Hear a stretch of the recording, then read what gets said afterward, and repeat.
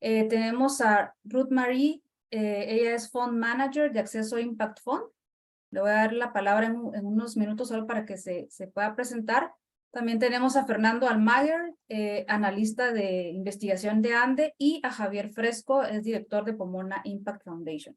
Entonces, adelante, Ruth, si nos quieres comentar un poquito brevemente de qué es lo que ustedes hacen. Muy buenos días, gracias a ANDE por esta oportunidad, felices de estar aquí. Mi nombre es Ruth Marie Mayen, yo soy Fund Manager de Acceso Impact Fund.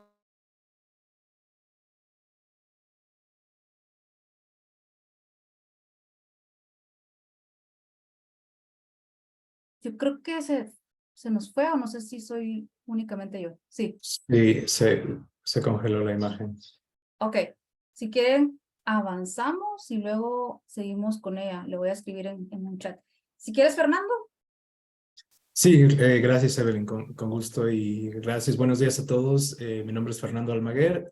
Yo formo parte del equipo de investigación e impacto de ANDE. Estoy ubicado en la Ciudad de México. Y bueno, pese a que no formo parte en sí del capítulo de Centroamérica y México, como Evelyn y Andrea, que son nuestras hosts el día de hoy, bueno, trabajamos muy de cerca, aunque nosotros como equipo de investigación e impacto realizamos este trabajo de investigación en todos los lugares en donde ANDE tiene operaciones, que es prácticamente en todo el sur global. Y bueno, un poco de mi trayectoria profesional. Yo estuve trabajando en la banca durante de los últimos 10 años. Mi perfil profesional tiene que ver más con comercio y negocios internacionales, y en los últimos años he estado mucho más especializado en temas de investigación, en temas de medición de impacto, y pues precisamente esta oportunidad del día de hoy nos da un poco para hablar acerca del reporte de inversión de impacto que cubre los años de 2020 y 2021. Es un reporte durante el cual estuvimos trabajando durante el año pasado y principios de este, y que acaba de ser publicado. Yo creo que en un momento más vamos a poder compartir la liga del reporte para que puedan acceder a él. Y pues estamos muy emocionados de poder ver finalizado este trabajo, que fue un trabajo bastante largo, un trabajo también bastante novedoso, en el sentido de que, pese a que es un reporte que se ha estado haciendo, ya esta sería la cuarta edición por parte de ANDE de investigación de impacto en Latinoamérica. Este es un reporte que en sí es más largo, es un trabajo que tiene mucha más profundidad. Tomamos la opinión de más fund managers en la región, y de alguna manera creo que a lo que habíamos no ignorado, pero no le habíamos puesto tanto énfasis o tanta atención, era precisamente a Centroamérica y a Guatemala específicamente. Y en este reporte sí nos tomamos mucho más en serio esto, tomamos la opinión de varios expertos, varios fund managers, precisamente en Guatemala y en otros lugares de Centroamérica, sin obviamente descuidar el resto de la región. Entonces es un trabajo que, pues, de lo que estamos bastante orgullosos, estamos muy emocionados de poderlo compartir con todos ustedes, y esperamos que sea relevante, que sea algo que pues pueda informar la toma de decisiones que todos ustedes puedan realizar, y estoy a disposición para aclarar cualquier duda acerca de este trabajo. Muchas gracias. Gracias, Fernando.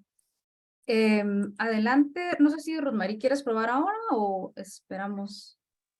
Sí, perdón, estoy teniendo problemas técnicos de No te luz, pero preocupes. ya regresé. Entonces, soy Fund Manager de Acceso Impact Fund, que es un fondo de inversión de impacto con lente de género que busca invertir en empresas que ya están generando impacto en Centroamérica, el Caribe y México. La idea es ayudarlas en todo el proceso de medición de impacto, si no lo están haciendo, y llevarlas por todo el proceso de teoría de cambio a través de indicadores que son comparables a metodologías internacionales, y ofrecerles financiamiento y apoyo a través de todo nuestro network. Gracias, Rosmarie. Adelante, Javier. Gracias, mucho gusto. Muchas gracias a Evelyn y a todo el equipo de ANDE por la invitación. Mi nombre es Javier Fresco, soy el director de Pomona Impact Foundation. Entonces, digamos, en Pomona un poco nuestro objetivo es ayudar a desbloquear, digamos, muchas de las brechas que hay en la región en cuanto al acceso a financiamiento. Y lo hacemos directamente a través de un fondo. Nosotros también tenemos un fondo de inversión de impacto que se lanzó en el año 2011, el primer fondo. Nosotros tenemos oficinas y operaciones en Antigua Guatemala, pero trabajamos con empresas de toda la región, ¿sí? El fondo invierte en Centroamérica, México, Colombia y Ecuador, en empresas que están generando intencionalmente, digamos, un retorno social y ambiental a la par de unos retornos financieros, ¿no? Entonces creo que vamos a profundizar un poquito más adelante sobre qué es lo que diferencia un fondo de inversión de impacto respecto a otros tipos de fondos. Y simultáneamente, digamos, a la par del fondo, tenemos una fundación, que es la que yo actualmente estoy dirigiendo, que básicamente trabaja de la mano con empresas de la región en desarrollo de capacidades, básicamente programas de incubación y aceleración de empresas, para preparar a estas empresas para recibir inversión. Entonces, la fundación se constituye un poquito después del fondo, existe desde el año 2016 y hasta la fecha de nuestros programas se han graduado más de 140 empresas que en conjunto han levantado aproximadamente unos 6 millones de dólares. Entonces, eso es lo que queremos, ¿no? Ayudar al sector de emprendimiento de impacto de Centroamérica a conseguir los fondos que necesitan para escalar sus operaciones, escalar su impacto, y ya sea a través de nuestro propio fondo o conectándolas con otros potenciales inversionistas como Acceso, que está aquí hoy representada por Ruth Marie, y bueno, y otros actores del ecosistema. Entonces, es un poco lo que hacemos en Pomona. Muchas gracias, Javier. Bueno, bienvenidos a tanto a ti como a Ruth Marie y bueno, a Fernando también. Y bueno, Andrea también, ella es parte del equipo de ANDE. No le voy a pedir que se introduzca, pero ella es parte también del equipo de ANDE. Así podemos ir avanzando. Bueno, vamos entonces a darle el espacio a Fernando. Él nos va a compartir ahorita breve, un poco de la investigación del impacto en América Latina. Entonces, Fernando, te cedo el espacio. Creo que estás en mute. Sí, qué pena. Ya les comparto.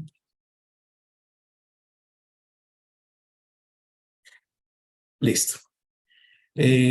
Bueno, les comentaba hace un momento acerca de este reporte de investigación de impacto. Nuevamente, este es un reporte que realizamos de manera cada 2 años.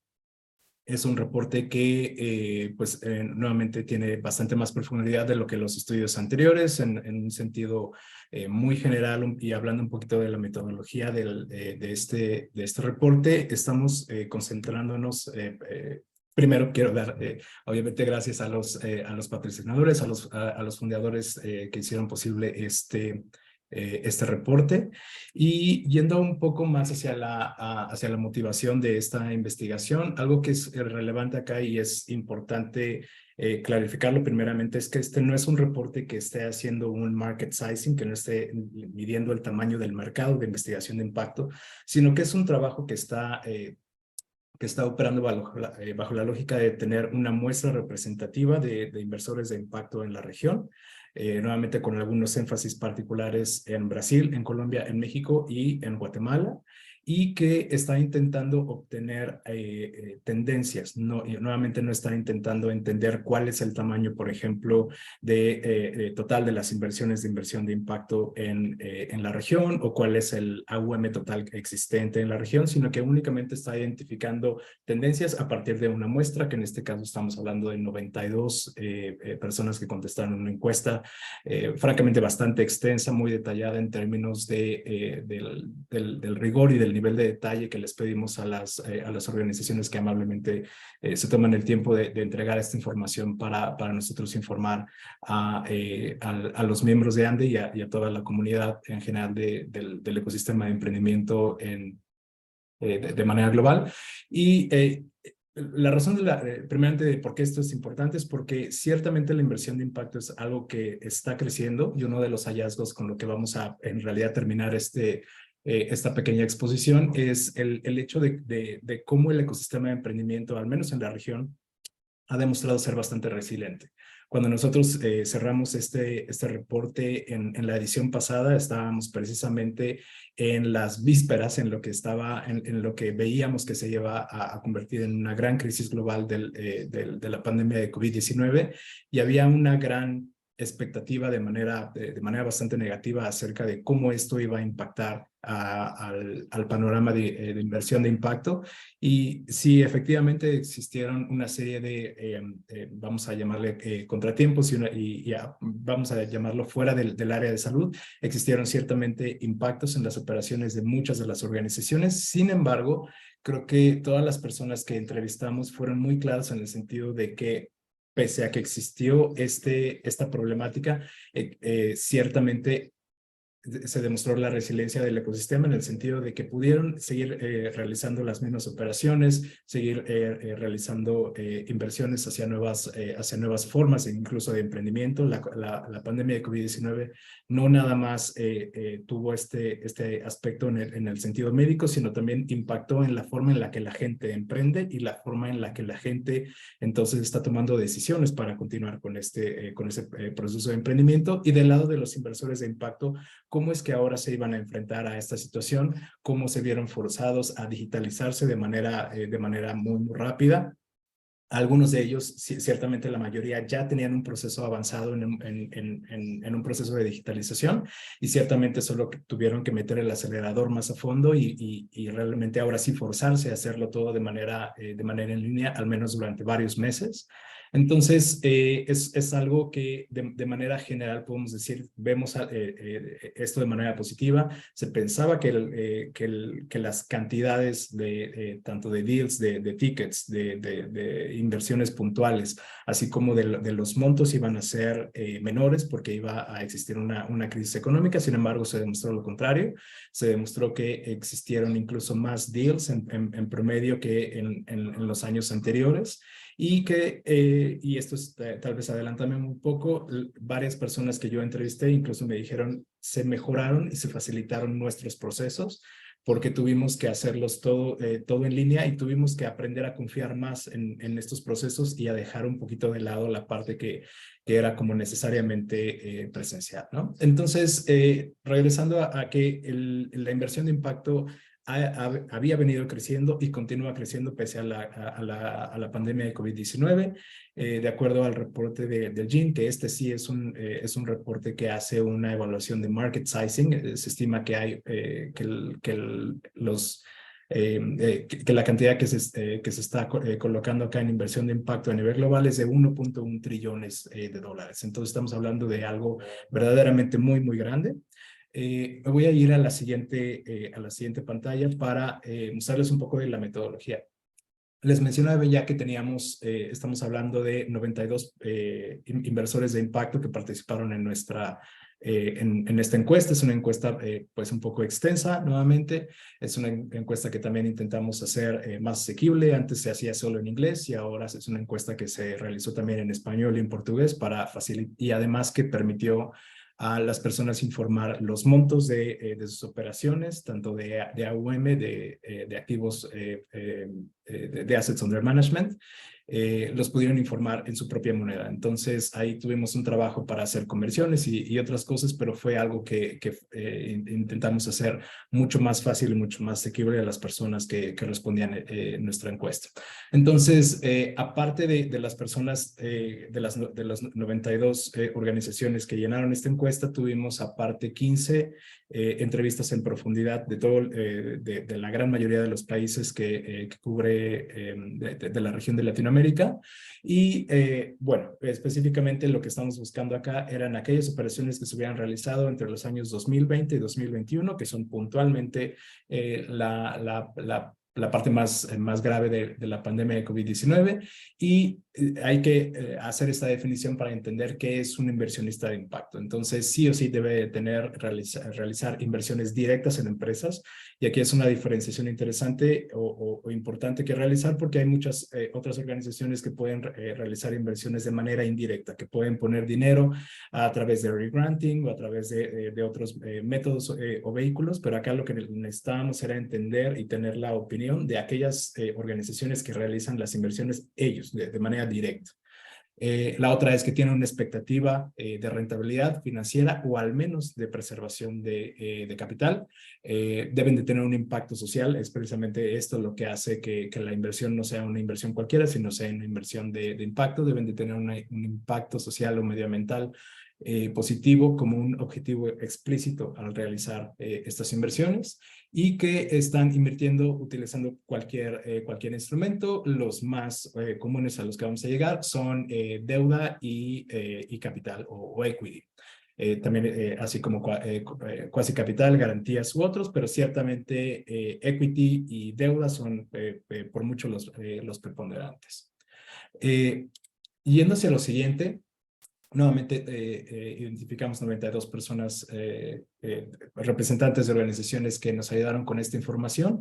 Todas ellas en su conjunto, estas 92 organizaciones en su conjunto, juntaron 3.4 billones de dólares de AUM. Y nuevamente esto no significa que esa es la cantidad de AUM que existe en la región, sino es una muestra representativa. De alguna manera nos va a decir más o menos cuál es la cantidad que tiene cada uno promediando. Existen acá tal vez algo que es también importante poner es que existen algunas organizaciones que nosotros calificamos como outliers, que son organizaciones de desarrollo internacional como el IFC, que ciertamente aunque ellos nos ayudaran con su información, no tomamos en cuenta la información de AUM que ellos tenían, porque son demasiado grandes, simplemente no se comparan con el resto de los otros inversores y de alguna manera puede distorsionar el tamaño de las inversiones más bien el número, no el tamaño, sino el número de las inversiones que ellos hacen. En realidad lo que hacen es distorsionar la muestra. Entonces tomamos la información acerca de ellos en el sentido de que nos importan cuál es su tesis de inversión, nos importan la forma en la que ellos se acercan hacia la inversión de impacto, pero no tomamos en cuenta el AUM porque eso distorsionaría lo demás, ¿no? Entonces, en este periodo, lo que podemos concluir de manera general es que hay 332 millones de dólares que fueron invertidos en 210 operaciones en Latinoamérica, nuevamente refiriéndonos a nuestra muestra. El 71% de estas operaciones fueron iniciales sobre una empresa determinada y solo el 29% fueron de seguimiento, o sea, como una segunda fase de inversión de las organizaciones sobre la misma empresa. Y bueno, las operaciones iniciales como la de seguimiento tuvieron un tamaño promedio similar entre $1,500,000 aproximadamente. Acá estamos colocando cuál es el porcentaje de AUM aquí por país para identificar cuál es la preponderancia de los países en términos de su influencia y actividad dentro de la operación de inversión de impacto. Brasil es creo que de manera clara el más preponderante, tanto porque tiene el mayor porcentaje de AUM de nuestra muestra como el porcentaje de participantes que tenemos sobre nuestra encuesta, seguido por México y Estados Unidos. Moviéndonos hacia lo siguiente, algo que nos también interesa saber, y esto es uno de los hallazgos principales en el sentido de que si lo comparamos con los estudios anteriores, vemos diferencias importantes, es que la mayoría de las personas, que contestan nuestra encuesta, son gestores de fondo con fines de lucro. Si nosotros revisamos los reportes anteriores, la mayoría de los inversores de impacto en la región eran gestores de fondos sin fines de lucro y ahorita se está invirtiendo y es algo a lo que nos vamos a dedicar en un momento más. Las fundaciones y gestores de fondos sin fines de lucro siguen siendo importantes, pero aquellos que buscan lucros ciertamente son los preponderantes. Y bueno, esta es una metodología que introdujimos también en esta edición del reporte, en donde no nada más que queremos saber, vamos a decir, como que los gestores de fondos puedan decir, sí, mi inversión es de impacto. De alguna manera queríamos saber un poco más a detalle cuál es el nivel de compromiso que tienen sobre la inversión de impacto. Y de manera satisfactoria se pueden ver 3 niveles en la inversión de impacto de acuerdo a esta metodología. El tipo A, como vemos acá, que es simplemente actuar para evitar daño, de alguna manera como que simplemente quedar tablas. El tipo B, que es aparte de hacer la inversión, se busca beneficiar a las partes interesadas, y un nivel más avanzado es en sí contribuir con soluciones. Y este tipo C ciertamente es el más preponderante entre las organizaciones que contestaron la encuesta. Es algo que ciertamente lo recibimos de manera positiva. Aquellos que no tienen una inversión un criterio de impacto, en realidad son una minoría, y ciertamente la tendencia es que se están reduciendo. Y algo que comentaba antes es identificar un poco cuáles son los instrumentos de inversión, y también con la tasa de interés que se está buscando acá.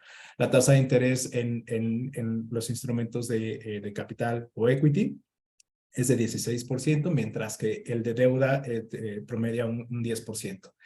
También esto es algo importante, y ahorita lo vamos a ver un poco más a detalle. La mayoría de los deals, la mayoría de las inversiones que estamos viendo hoy en la región en total son más equity que deuda, y esto es sí una, no sé si llamarlo avance. Yo creo que esto es algo subjetivo, y esto es algo que más bien le corresponde a diferentes personas decir si esto es necesariamente positivo o no, pero ciertamente equity, al ser un instrumento que había sido de alguna manera minoritario, ahorita está siendo más preponderante.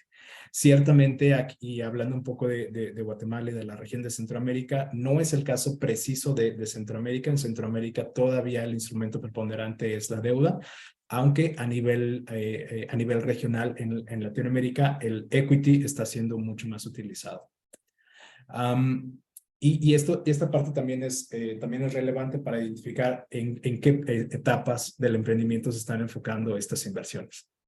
Ciertamente esto no se ha movido, en tanto que las etapas de emprendimiento, que es con inversiones de entre 1 y 4 millones, son los más preponderantes, seguido de semilla, que son aquellas inversiones entre $100,000 y $1 millón, siendo esas las más populares.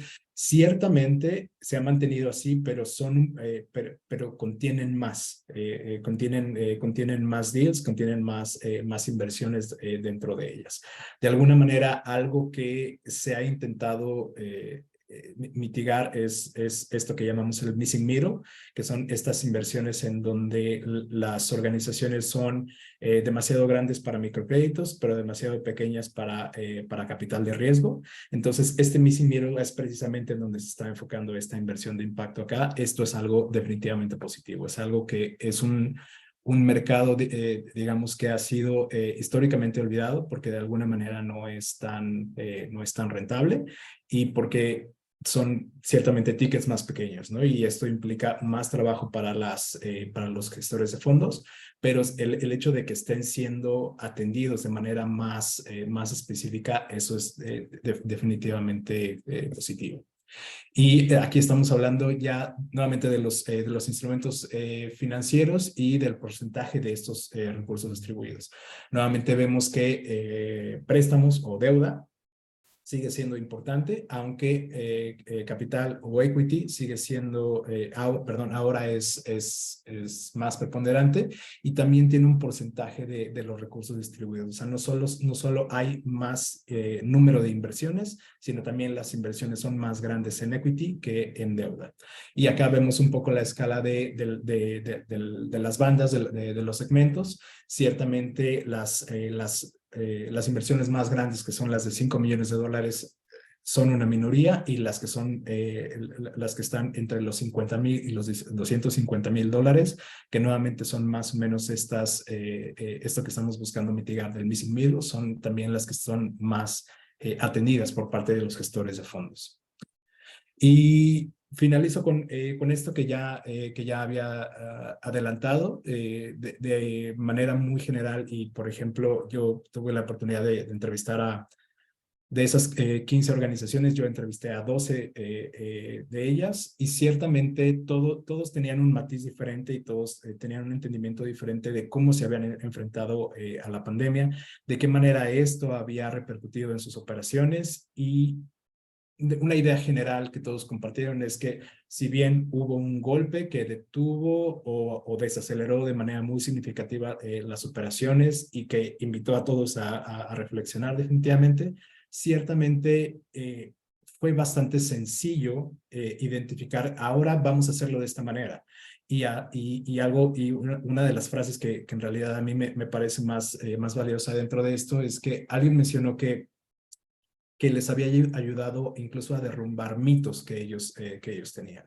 Y uno de los mitos más grandes era que para poder hacer una inversión tenían que conocer a la persona así, en físico de frente, y de alguna manera como que medir no sé, el talante, la personalidad para saber si era una persona de confianza y si podía cumplir con los compromisos y demás. Y de alguna manera ellos mismos se demostraron que no era necesario, que tenían otra serie de instrumentos que se podían hacer las cosas de alguna manera más sencilla. Se redujeron procesos de manera importante, y se dedicaron a lo que era más relevante, que era, por un lado, atender a aquellas organizaciones que ya estaban en su portafolio, porque muchas de ellas obviamente requirieron soporte durante este periodo, inyección de capital o alguna otra necesidad. Y pese a que se pensaba que se iba a detener casi completamente el proceso de inversión, de revisar el pipeline y demás, el pipeline empezó a mutar hacia nuevas formas de emprendimiento, en donde temas que tienen que ver con teleeducación, sectores mucho más basados en tecnología y etcétera, si bien ya venían creciendo, de alguna manera también florecieron, ¿no? Entonces, creo que nos parece relevante terminar con esta locución, ciertamente poniendo un mensaje positivo en la inversión de impacto en la región. Nuevamente estoy a disposición para cualquier duda que haya de esto que les acabo de platicar, y seguro vamos a entrar más en detalle. Súper, muchísimas gracias, Fernando. Creo que es súper interesante ver todas estas características de inversión de impacto a nivel Latinoamérica y cómo hay ciertas diferencias también en Guatemala específicamente, o Centroamérica, que es muy parecida a la región, ¿verdad? En ese sentido, me gustaría preguntarle tanto a Ruth Marie como a Javier, según los datos que ha expuesto Fernando y el reporte de inversión de impacto, ¿cómo han ustedes visto el crecimiento de inversión de impacto en Guatemala específicamente? ¿Cómo han visto ese crecimiento desde su perspectiva, tanto de inversionista como desde las pequeñas empresas en crecimiento? ¿Cómo se van preparando para poder acceder a este tipo de financiamiento? Entonces, me gustaría empezar con Ruth Marie. Gracias, Evelyn. Acceso empezamos a trabajar en la estructura de acceso durante la pandemia 2021. Oficialmente lo lanzamos el año pasado, 2022. Y la verdad es que estos 2 años sí hemos visto que más fondos están presentes, no solo, como tú decías, en Latinoamérica, sino que en Centroamérica, específicamente en Guatemala. Hemos visto también acercamientos por parte de inversionistas internacionales, pero que están buscando diversificar su portafolio. Entonces les interesa mucho Centroamérica, les interesa Costa Rica, les interesa Honduras, les interesa Guatemala. Entonces, para contestar tu pregunta, sí hemos visto más actores presentes, y el hecho de que haya una interacción más grande de actores en el ecosistema quiere decir que el país se está volviendo más grande.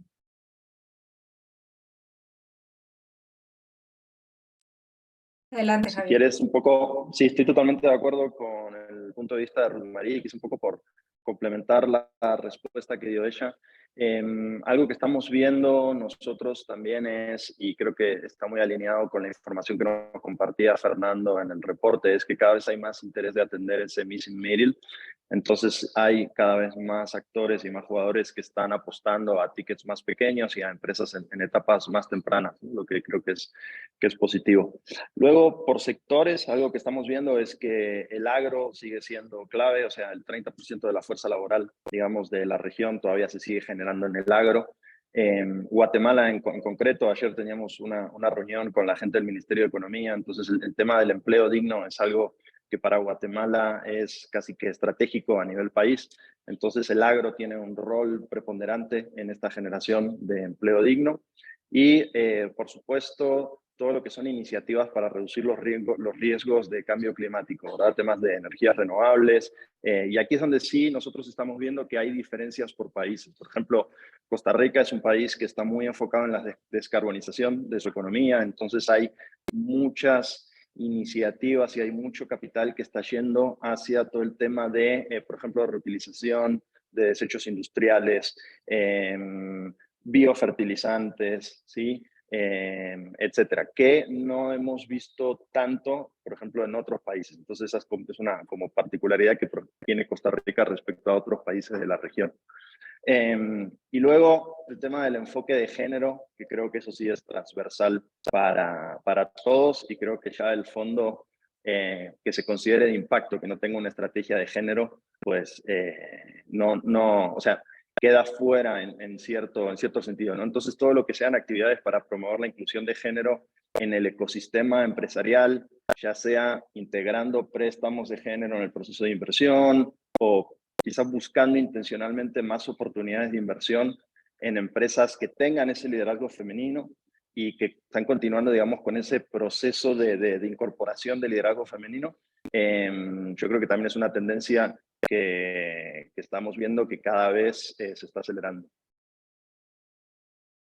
Súper, muchas gracias, Javier. Y tocaste un punto súper clave que es el lente de género, ¿verdad? Y en este sentido quiero preguntarle a Ruth Marie, porque entiendo que Acceso Impact Fund tiene un lente de género, entonces me gustaría que nos explicaras a qué se refieren, cuáles son esos criterios que ustedes utilizan y de forma general si nos puedes cómo abordar esta temática.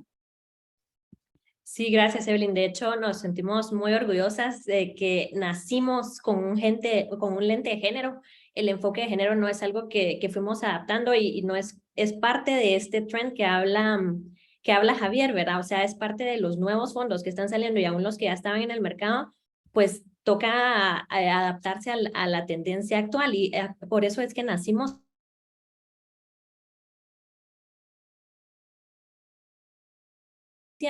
hasta el momento en el que empiezan ya los repagos y los desembolsos. Hace un par de años el GEM publicó una estadística donde decía que Latinoamérica es la región que tiene el mayor porcentaje de mujeres emprendedoras a nivel comparado con las otras regiones del mundo. Y esto se vino a confirmar con una información reciente que está ahí circulando por Forbes, donde dice que de los países en una tabla, Guatemala lidera con un 28% de mujeres emprendedoras. Entonces vemos que sí hay una tendencia creciente de mujeres en la participación de mujeres adentro de las empresas, ya sea empresas que son propiedad de mujeres, lideradas por mujeres o que tienen un alto porcentaje de liderazgo adentro de la operatividad.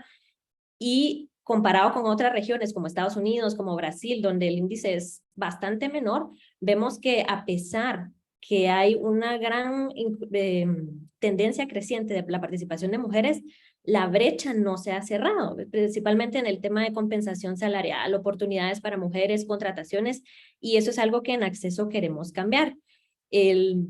Digamos que lo que primero damos es la prioridad a las empresas que están, como te digo, propiedad por mujeres o lideradas por mujeres.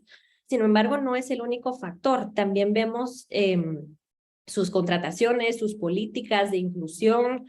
O sea, digamos, es un eje transversal, así como nosotros lo tenemos para cada compañía revisar y ayudarlos y motivarlos a que de ahora en adelante ese sea uno de los lentes y los enfoques los que les pongan atención. Digamos, en una cadena de valor vemos quiénes son sus proveedores, quiénes son sus empleados, quiénes son sus productos, sus servicios, que estén atendiendo a mujeres, que tengan un impacto positivo sobre las mujeres, y así es como vamos midiendo el lente de género. Lo incluimos dentro de los indicadores, digamos, que ellos nos reportan, parte del impacto que ellos generan. Debe estar siempre 1 o 2 indicadores que incluyan este enfoque. Muchas gracias, Ruth Marie.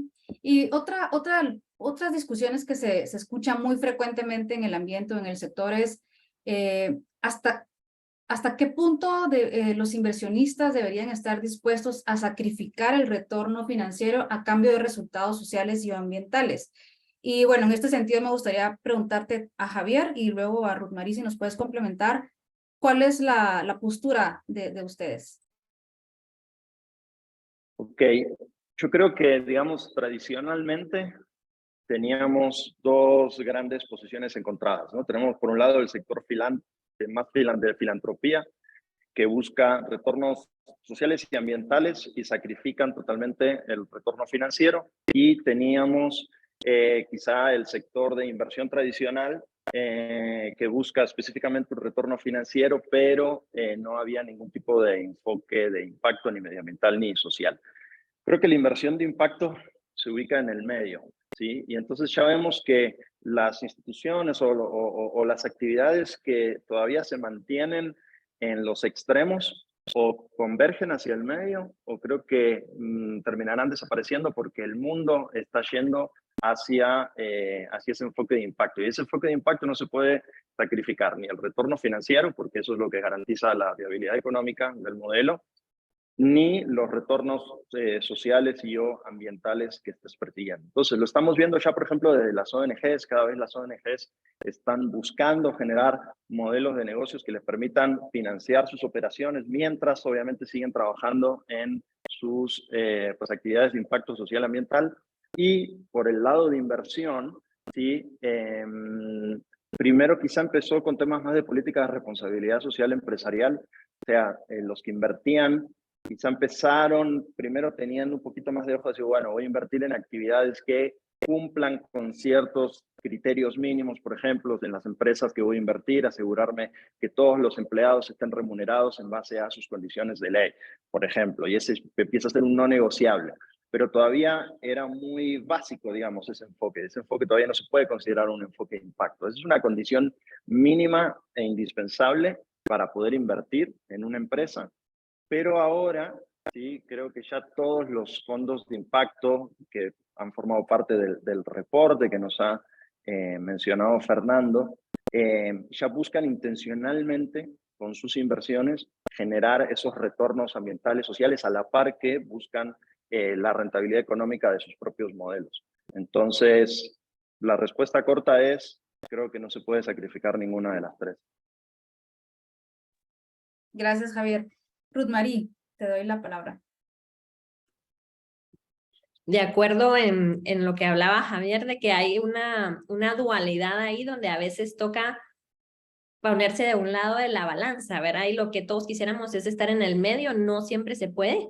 En nuestro caso, y un poco en línea de lo que hablaba Fernando en el reporte, sí vemos que hay un interés por parte de los inversionistas en preguntar, bueno, pero ¿cuál es la rentabilidad?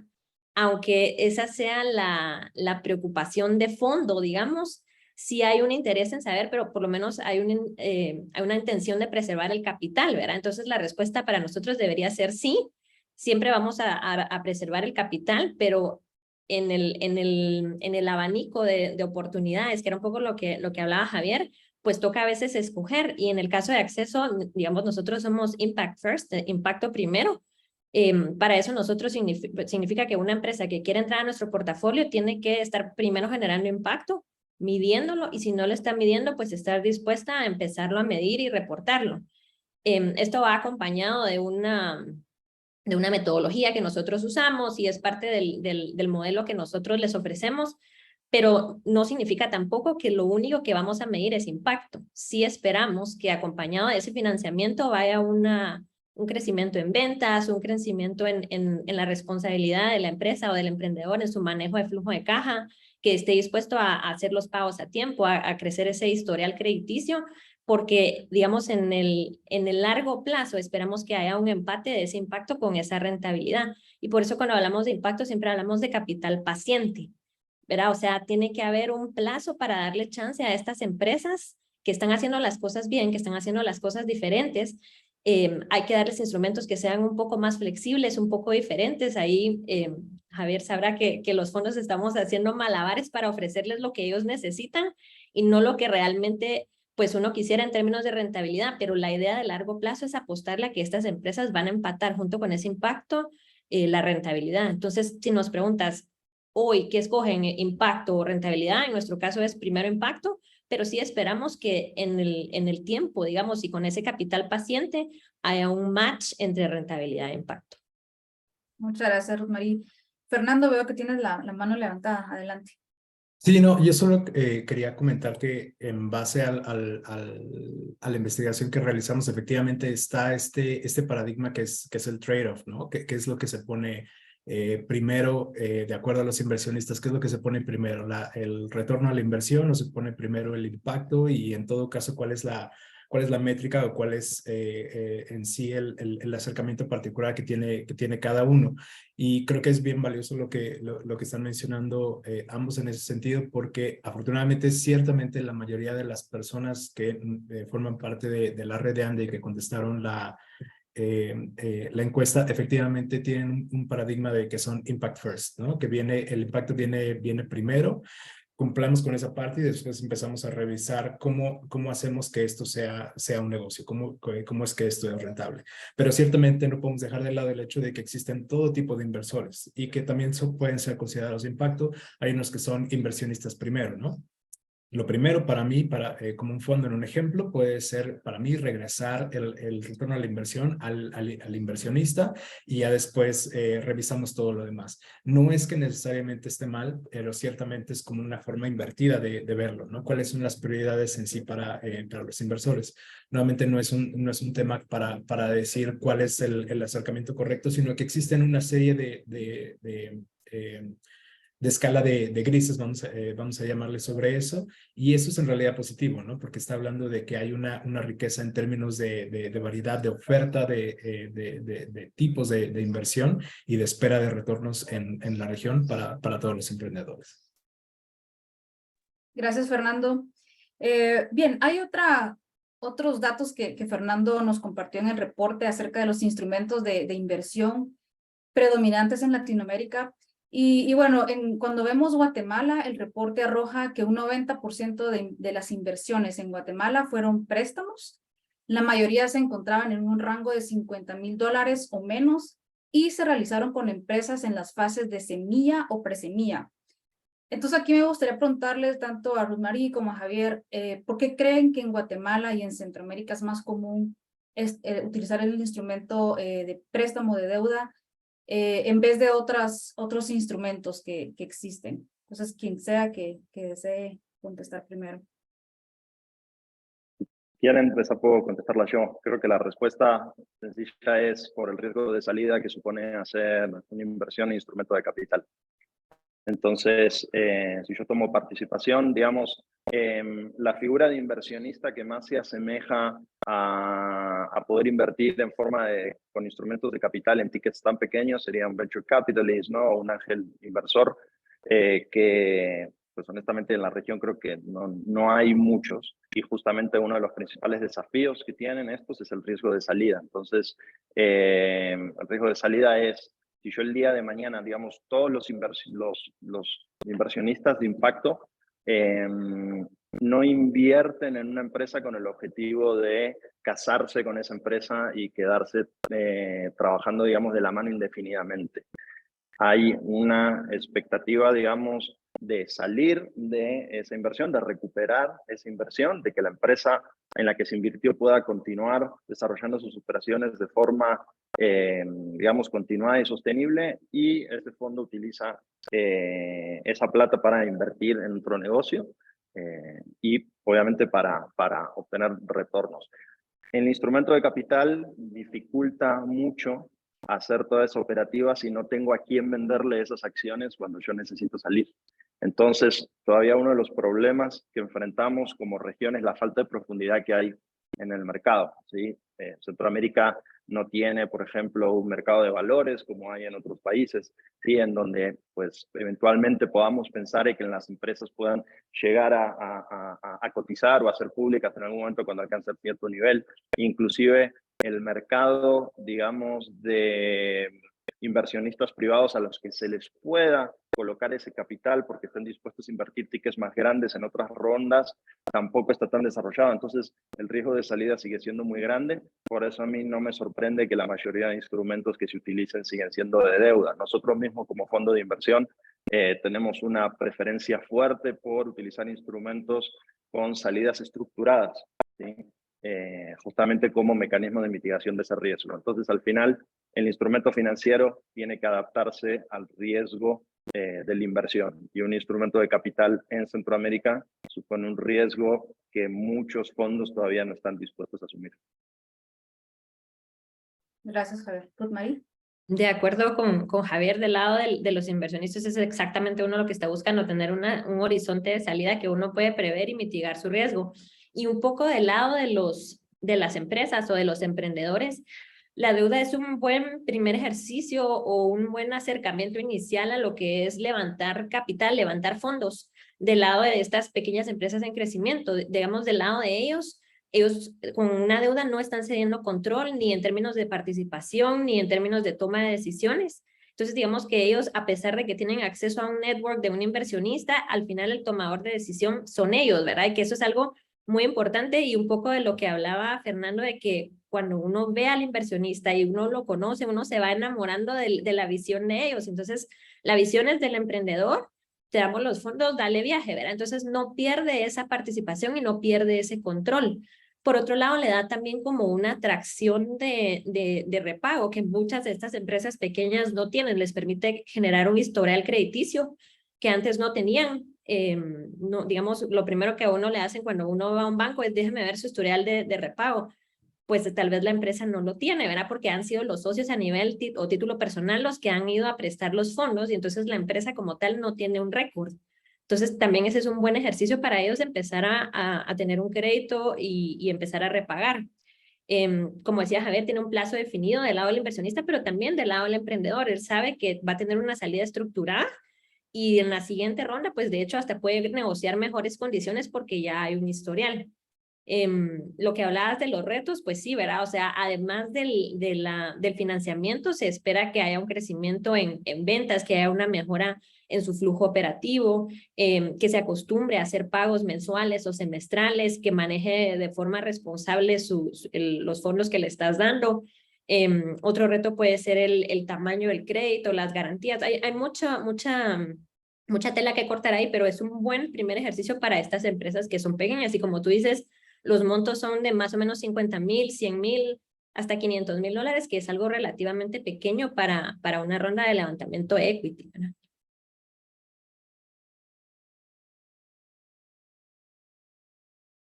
Muchas gracias, Ruth Marie y Javier. Aquí hay una pregunta del público, de hecho. La voy a leer y dice, ¿cómo podemos preparar efectivamente a las empresas de impacto de la región para cumplir con lo que solicitan los inversionistas de impacto? ¿Cuáles son esos pasos que pueden dar los fondos para ser más accesibles a nivel de requerimientos para estas empresas? Y también aquí dice para reducir el gap entre los fondos disponibles y los invertidos. No sé quién de ustedes quisiera responderla. Sí, con gusto, si quieren. Creo que una de las iniciativas que nosotros pues llevamos haciendo desde el año 2016 es todo lo que es el desarrollo de capacidades y la construcción de programas de incubación y aceleración de empresas, justamente enfocado en reducir estas brechas. Uno de los principales, digamos, desafíos o trabas para el acceso al financiamiento es que el emprendedor y el inversionista hablan lenguajes diferentes. Las expectativas que ambos tienen a veces que no están para nada alineadas. Entonces, lo que buscamos a través de estos programas es, primero, que ambas personas puedan hablar el mismo lenguaje, ¿sí? Si no hablan el mismo lenguaje, es imposible que puedan, pues, llegar a un acuerdo. Y en segundo lugar, que los emprendedores puedan entender desde el punto de vista del inversor cuáles son, digamos, los requerimientos que tienen, cuáles son sus expectativas, ¿sí? Cuál es toda la documentación que la empresa necesita tener y facilitarle al potencial inversor para que pueda hacer su estudio de viabilidad económico-financiero, todo el tema de las métricas de impacto, ¿verdad? Que Ruth Marie mencionaba antes, ¿sí? Y para eso hay un ejercicio que tiene que hacer el emprendedor, que es el de conocer a los distintos potenciales inversionistas que hay en la región, porque no todos son iguales, ¿sí? Y no todos tienen la misma tesis de inversión. Entonces, ¿qué es una tesis de inversión? ¿Verdad? ¿Califica mi empresa dentro de la tesis de inversión de ese fondo o no?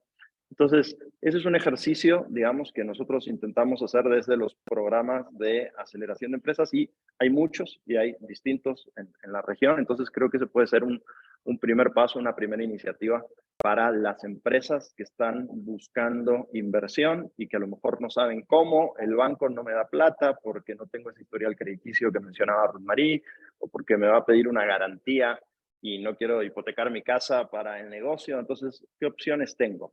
Bueno, hay distintas instituciones, ¿sí? A nivel pues, de Guatemala habemos varios que estamos trabajando justamente no solo en reducir esas brechas, sino poder poner, digamos, a disposición de estas empresas cuáles son los fondos que están actualmente invirtiendo en la región, cuáles son los requisitos que tienen y trabajar en programas de 3, 4, 5 meses de acompañamiento para que la empresa pueda salir ya con todo lo que un inversionista le pediría.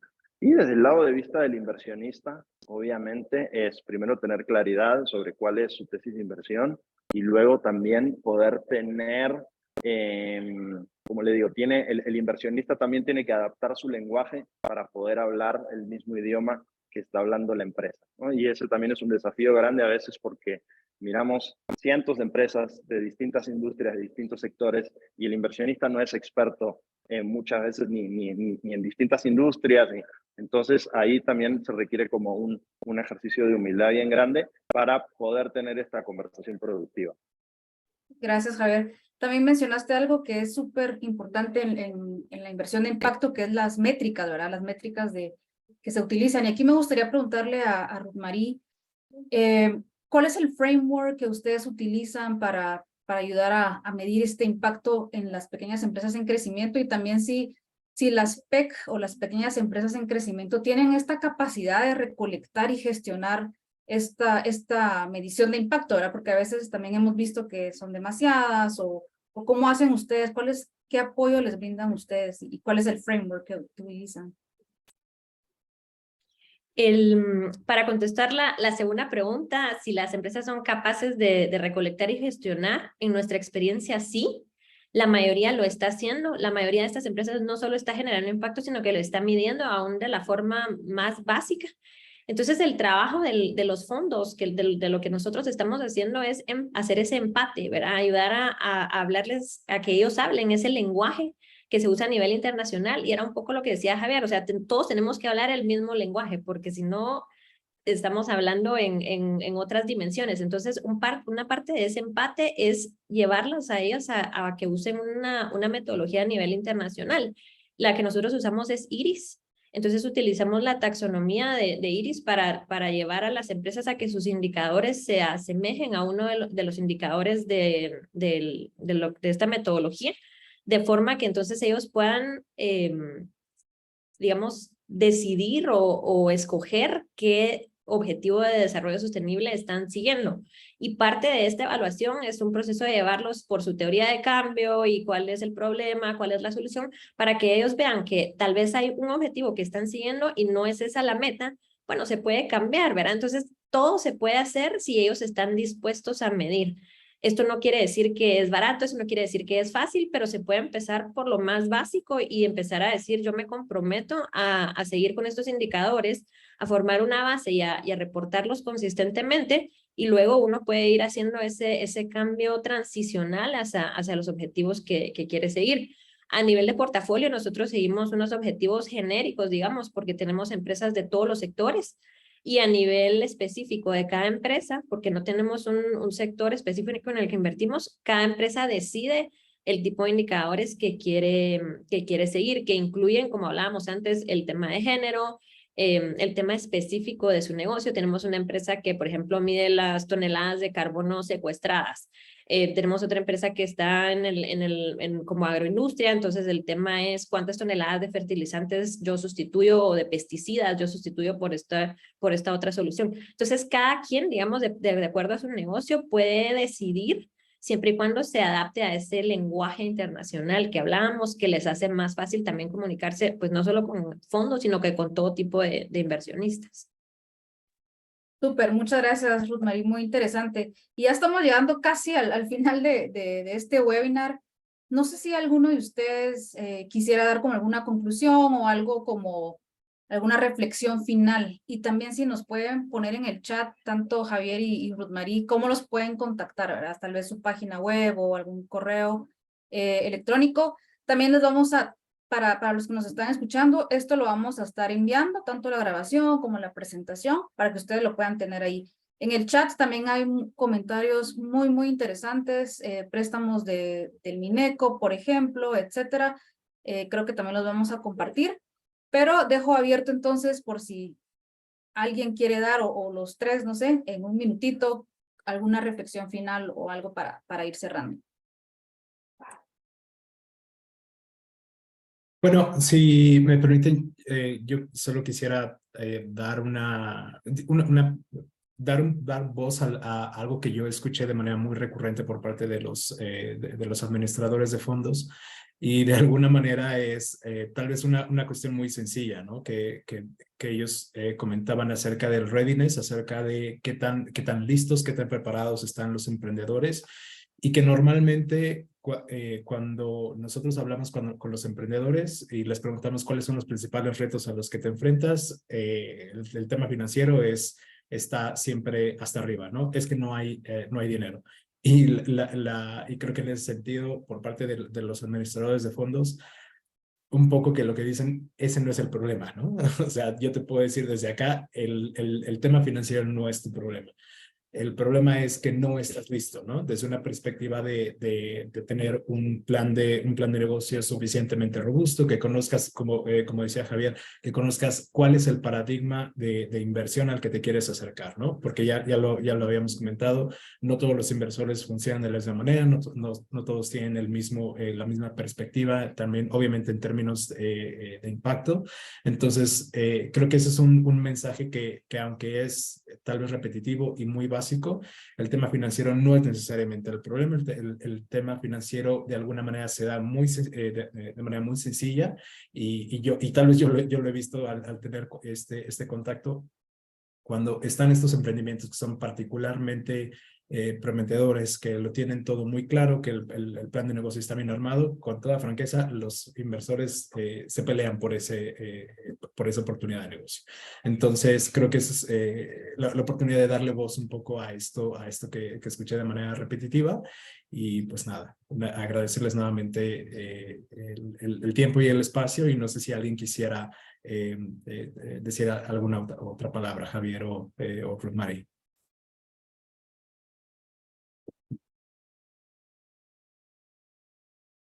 Bueno, si quieren, sigo yo, nada, creo que espacios como estos son súper importantes, digamos, para poder seguir construyendo, digamos, ese ecosistema, ¿verdad? Pues, que todos queremos ver. Tenemos todavía muchos desafíos. Algo que he visto en el reporte del que nos presentó hoy Fernando es que, por ejemplo, a nivel de Latinoamérica, y creo que esto es positivo, que la captación de capital dentro de la región estaba aumentando significativamente. Sin embargo, creo que en Centroamérica todavía no se está dando, y eso todavía representa un desfase que tenemos quizás en Centroamérica respecto al resto de las regiones. ¿Cómo conseguimos que los que tienen capacidad de invertir en Centroamérica no se lleven su dinero al exterior? Normalmente estas personas o empresas ya tienen sus negocios en Centroamérica, entonces normalmente lo que están buscando es diversificar, porque ya tienen todo el riesgo concentrado en las propias actividades productivas que realizan aquí. Entonces lo que buscan es diversificar, y entonces sus inversiones se las llevan fuera. Pero entonces lo que estamos buscando invertir en la región y lo que necesitamos captar capital para invertir en la región, seguimos enfrentándonos a esos mismos desafíos, que al final son los desafíos que también tienen los emprendedores, ¿no? Que es quién nos invierte a nosotros para que nosotros luego podamos invertir en las empresas. Y ese creo que sigue siendo una asignatura pendiente para la región, pero como nos contaba Fernando, también muy contento de ver todos los avances que se están haciendo en la región, sobre todo los que tienen que ver con la atención de ese missing middle que mencionaba, ¿no? Creo que eso es una noticia súper positiva y realmente históricamente ha sido siempre uno de los sectores más desatendidos. Entonces me da mucha satisfacción personal ver que hay cada vez hay más jugadores que le están apostando a ese sector y que están realmente invirtiendo y yendo de la mano con esas empresas para poder llevarlas al siguiente nivel. Definitivamente es algo en lo que nosotros también estamos trabajando, así que, como digo, creo que seguimos teniendo muchos desafíos, pero por otro lado creo que el futuro se mira muy optimista, así que felicitar también a Ande por la organización de este espacio y bueno, por todo el excelente trabajo de comunidad que hacen ustedes, que al final es clave que estemos todos alineados, digamos, para poder trabajar como industria y como sector en pro de pues una región realmente mucho más desarrollada, ¿verdad? Y sin tantos o para seguir resolviendo todos los problemas sociales y medioambientales que tenemos como región. Entonces, pues darle las gracias por el espacio y animarlos a seguir generando este tipo de iniciativas. Muchas gracias. Pues no sé si Ruth Marie en un minutito nos quieres decir algo, si no, ¿sí? Dale. Agradecerles, igual que Javier, agradecerles a Ande por darnos un espacio para platicar de estos temas, para conversar, para ver las tendencias, la importancia de la información. Esos reportes son valiosísimos, especialmente en esta región donde no siempre tenemos información actualizada.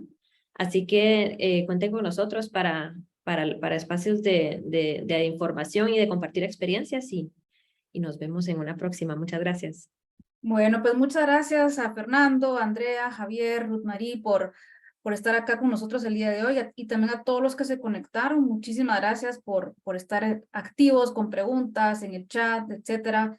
Como les mencioné, vamos a estar compartiendo esta información y también el reporte de inversión de impacto que ya lo pueden encontrar en nuestra página web. Pues nada, sigan atentos a lo que sigamos haciendo como Ande y como ecosistema. Así es que muchísimas gracias por haberse sumado. Gracias y que tengan un muy buen día. Gracias.